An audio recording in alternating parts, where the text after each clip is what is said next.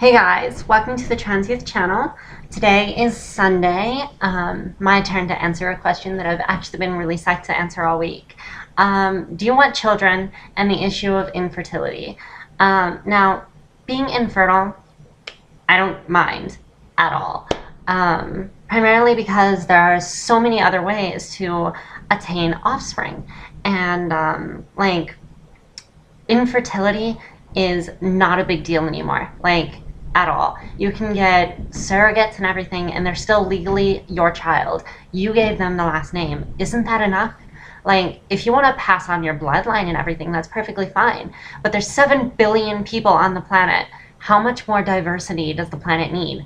I mean, Darwinism has its borders, and it's great that we have so many people, and it's great that we're passing on so much genetic material, and it's actually allowing us to evolve.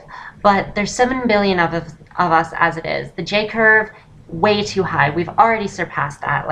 Maximum the Earth should be able to hold is maybe 5 billion of us, and rabbits and insects are maxing out their J curves every season. So there's not going to be much else to do. Easter Island is a perfect example. They found that that was actually a heavy forested area before humans had to leave. We destroyed the climate on that island. And what else are we going to do about it, right? And so that's why I think infertility is not a big deal. I honestly don't mind the idea of not passing on my genetics, because I'll be passing on my name, and I'll be passing on my ideologies. And that's really what it's for. We're conscious human beings, and that's the only reason our genetics are really too important.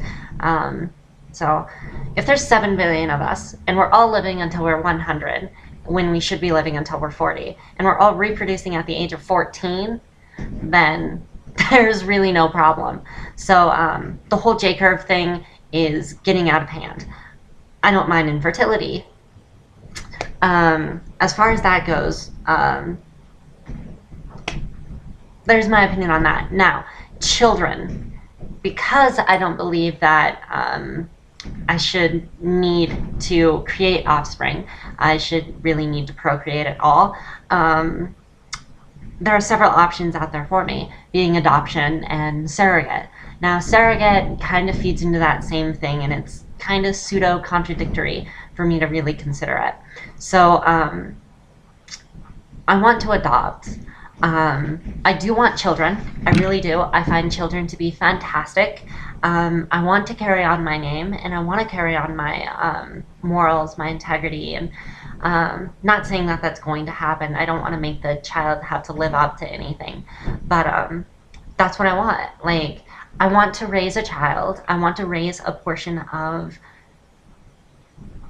the future. I want to raise a future for my world, and I want to do it as well as I can. Not saying I'll be a perfect parent. I don't think I'll be a perfect parent, but that's what I want to do.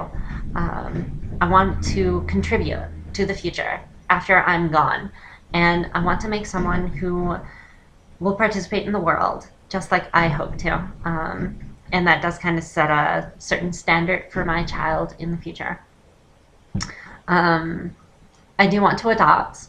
I'm completely open to adopting an older person, 7 or 8, or I don't really think you need adoption if you're at 16 or 17, because by that time the government's pretty much run your life beforehand. So I would probably cap out at around 12 years old, and I would preferably want a toddler, being able to somewhere around the age of 2 or 3, and I'd preferably like a girl. Not because I'd like to dress her up and everything, but I don't know. I identify with females a lot more than I identify with males, obviously, and kind of depends on the partner that I choose to raise the kid with. But I would like a girl because I feel that I can fulfill the mother figure role for a girl more than I can a guy, and that's why I want a girl. Um, as far as children that I want to have, um, maybe two. One or two. We'll see how it goes with one, and then later on. And this is going to be like way long in my life, like way out there. Like after I've established my career and everything, maybe when I'm settling down to become an art teacher or something like that. That's when I'll have the kid. And I need someone to help me with the kid because I think that having both male and female parents helps a lot. I really don't care if it's a girl and a guy, like I'm the mother figure and they're the man. I honestly don't. I just think that there needs to be two of us, two different opinions, two different ways of raising a child, because that's what I think you need. Because a child is the synthesis of their world. And if in one aspect you don't have anything to synthesize, what are they going to take from you? So I don't really want to raise a child as a single parent. If I end up doing so, so be it. I don't want to do it alone, but I will, if it comes to that. And yeah, so I think I may have gotten off track because I'm kind of ranting here because I don't actually have any lineups or anything. Let's see. I've covered the infertility. I've covered wanting the kid, what kind of gender, being a toddler.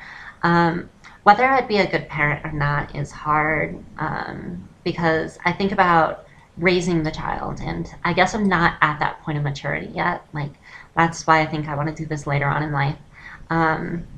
How I want to raise the child, if I want to be completely open and completely rational, or if I want to have that form of control and kind of approach the thing with a free will or a rational logic for what they should be getting into and everything. For the most part, I would love to be the same kind of mother my mom was, in that she was pretty free and she allowed us to learn our mistakes by making them. And then she would talk to us about it and then tell us more in depth why it was wrong, because then we'd have an experience attached to the rule, so we'd know why the rule is there and we wouldn't break it. So I'd like to be that kind of person, except the one problem with that is that it's post-occurrence. So I would have to deal with any ramifications for the child, and they wouldn't see that firsthand. Like for drugs, my mom would have been the kind of mom that just let us do the drugs, and then after we came to our senses and decided that it was bad, then she'd talk to us about how bad it was. But the ramification is that we've already somewhat ruined our bodies. Like if we went on to cigarettes, then our lungs would still have the tar whether or not anything happened, so it's kind of post. Or if I want to be one of those mothers who's like, don't do cigarettes, just take my word for it, which I hated. I hated that as a teenager. Like the worst thing you could possibly do to me was tell me something to do and not give me a logical reason to do it. So that's one of the things I hated. Either way, I am completely okay being infertile. I have strong beliefs on procreation not being necessary for a good while. What kind of child I want, how old they want to be, and everything, and whether or not I'd be a good mother. And then my partner. I'm fine with it being female. I'm fine with my partner being male. I honestly don't care as long as there's two different views on how to raise a child. That kind of mesh. Like they're 45-degree angles, not like complete 180. So there we go. Infertility and childbirth. That's it. If you have any other questions, I'm incredibly happy with the questions we had this week, but we need more. So send them to transyouthchannel@gmail.com and we'll look them over and we'll decide which ones. Remember, no question will go like unseen. We'll evaluate them all and pick the best of the week. Who knows?